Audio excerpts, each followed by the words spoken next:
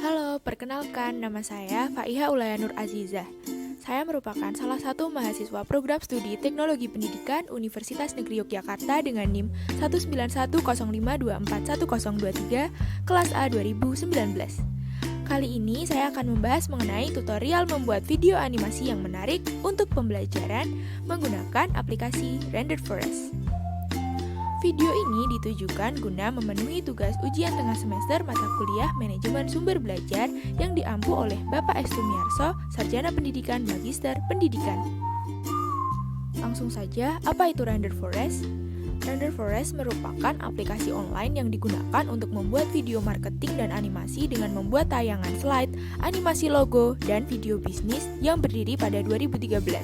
Kalian bisa menemukan ratusan template video yang tersedia dalam berbagai macam kategori, antara lain intro dan visualisasi musik hingga animasi dan video promosi.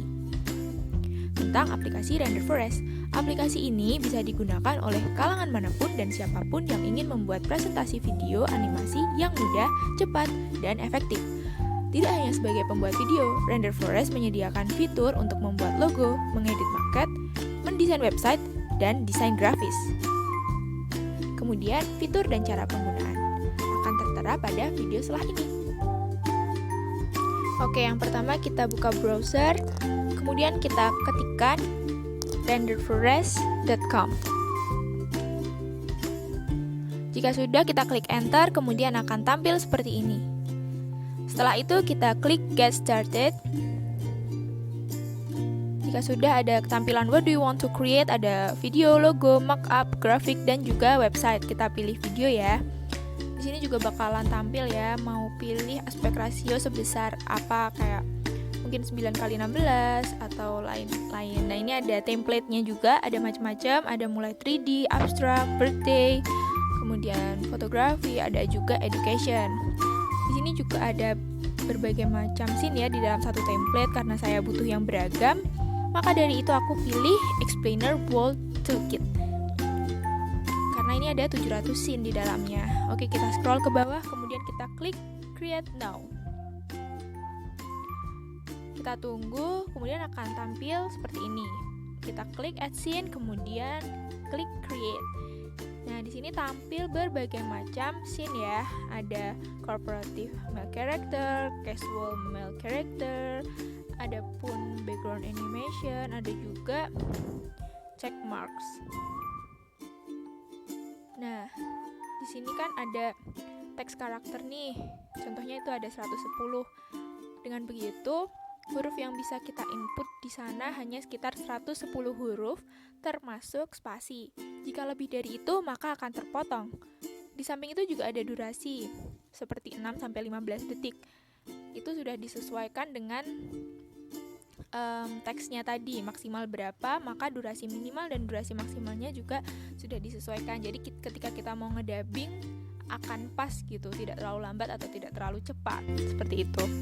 Oke, langsung aja ya. Ini yang pertama aku kasih scene untuk judul, bahan ajar sebagai sumber belajar. Kita bisa pilih juga durasinya nih. Awalnya 7, aku bikin jadi 8 second. Nah, kita tambahin buat scene yang kedua. Mau apa itu sesuai dengan teks yang bakalan dimasukin, jadi harus sesuai ya. Jangan sampai ternyata di scene-nya itu maksimal cuma 60 huruf. Otomatis kan tidak bisa mendeskripsikan secara keseluruhan. Maka dari itu kita cari, akhirnya aku pilih yang blackboard ini. Karena bisa mencakup 264 karakter huruf. Seperti itu. Oke. Kita percepat saja ya. Langsung di akhir. Soalnya hanya sama-sama kita lakukan berulang aja. Nah, ini langsung di akhir ya. Kita ketikkan terima kasih. Jika sudah, kita akan pilih fitur style. Di sini untuk looknya kita bisa pilih flat version, kemudian noise version, ada juga gradient version, dan aku pilih yang flat version. Kemudian untuk transition juga ada berbagai macam nih. Ada random, ada wavy, ada abstract, ada rectangles, ada circles, bahkan ada yang no transition. Untuk aku sendiri pilih yang random transition agar ada berbagai macam ya, agar tidak bosan juga. Untuk fontnya ada macam-macam nih, lumayan banyak, tapi untuk aku sendiri tetap pilih default. Nah, untuk color ada yang sesuai dengan preset, ada juga kita bisa custom.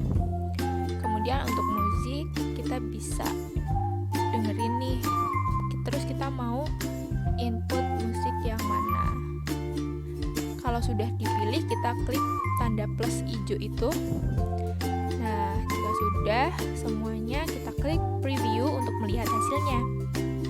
Tapi sebelum itu kita harus sign in dulu nih. Kalau aku pakai akun Google, ini akun Google pribadi, aku klik. Nah, kita tunggu, kemudian jika sudah berhasil kita bisa kembali ke halaman tadi, kemudian kita klik yang free preview, karena emang tidak berlangganan yang premium ya, jadi aku pakai yang low quality. Nah, oke, sambil nunggu, alangkah baiknya kita bahas nih kelebihan dan kekurangan dari Render Forest. Yang pertama, untuk kelebihannya, Render Forest ini memiliki ratusan template video yang keren. Di samping itu ada banyak pilihan untuk customization. Dan juga Render Forest ini bisa mengedit dan memodifikasi pencahayaan, kecepatan, dan juga animasi dari template apapun yang kalian pilih. Tapi kekurangannya ada juga, seperti harga versi premium Render Forest tuh terbilang mahal, tapi juga menyediakan yang free loh. Kemudian video animasi pada versi free memiliki kualitas yang rendah, hanya sekitar 360 SD, dan video akan ada watermark logo perusahaannya sendiri. Dan yang terakhir, user interface-nya masih belum smooth seperti aplikasi yang lain. Oke nih, kayaknya hampir selesai. Nah, pas banget. Kalau sudah, bisa kita save nih. Dengan cara klik kanan di bagian videonya itu, kemudian save as. Nah, udah, kita tunggu. Nah, oke, kalau gitu, kalau mau lihat videonya, mari kita simak video setelah ini.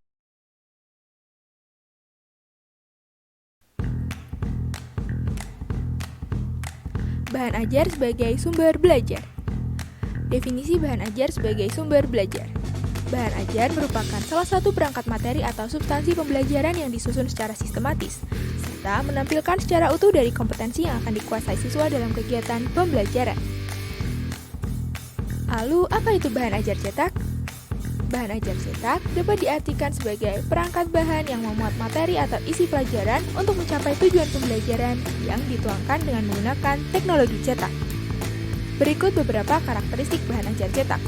Yang pertama, membelajarkan sendiri para siswa atau self-instructional. Yang kedua, bersifat lengkap atau self-contained. Dan yang ketiga, membelajarkan peserta didik atau self-instructional material. Kemudian, apa itu bahan ajar non-cetak? Bahan ajar non-cetak dapat diartikan sebagai perangkat bahan yang memuat materi atau isi pelajaran untuk mencapai tujuan pembelajaran yang dituangkan dengan menggunakan teknologi non-cetak. Adapun karakteristiknya, seperti memanfaatkan keunggulan komputer, memanfaatkan teknologi multimedia, memanfaatkan teknologi elektronik, menggunakan bahan ajar bersifat mandiri atau self-learning material, dan yang terakhir memanfaatkan pertukaran data atau information sharing. Pengelolaan bahan ajar cetak dan non-cetak. Yang pertama ada tahap perencanaan. Pada tahap ini yang diperlukan adalah mengidentifikasi perilaku awal siswa. Hal ini berkaitan dengan tingkat kemampuan siswa dalam bidang ilmu atau mata pelajaran yang akan diberikan. Yang kedua, tahap pengorganisasian. Tahap ini terdiri dari perumusan tujuan pembelajaran, pengembangan peta konsep atau peta kompetensi, pemilihan media dan sumber belajar, serta pemilihan strategi pembelajaran. Kemudian yang ketiga, tahap pelaksanaan. Pada tahap ini, rancangan dan komponen-komponen lain yang dibutuhkan untuk meningkatkan bahan ajar sudah siap. Dan yang terakhir, tahap evaluasi. Ialah proses untuk mendapatkan bermacam-macam respon dari bermacam-macam pihak terhadap bahan ajar yang dikembangkan. Kelebihan dan kekurangan bahan ajar cetak dan non-cetak. Kelebihan dari bahan ajar cetak seperti lebih sederhana dan mudah digunakan, bisa disimpan dan dibaca berulang-ulang, dapat menandai hal penting pada buku atau modul, dapat diberi tes formatif setiap selesai satu bab pada buku atau modul, serta membantu proses belajar mandiri siswa. Kemudian untuk kekurangan dari bahan ajar cetak sendiri ialah kurang interaktif, kurang praktis, dan juga mudah rusak. Untuk kelebihan bahan ajar non-cetak yaitu mengatasi keterbatasan jarak dan waktu, memperjelas hal-hal yang abstrak dan memberikan gambaran yang realistis, memudahkan penjelasan dalam bahasa asing, serta memusatkan perhatian siswa pada kata-kata, suara, maupun gambar.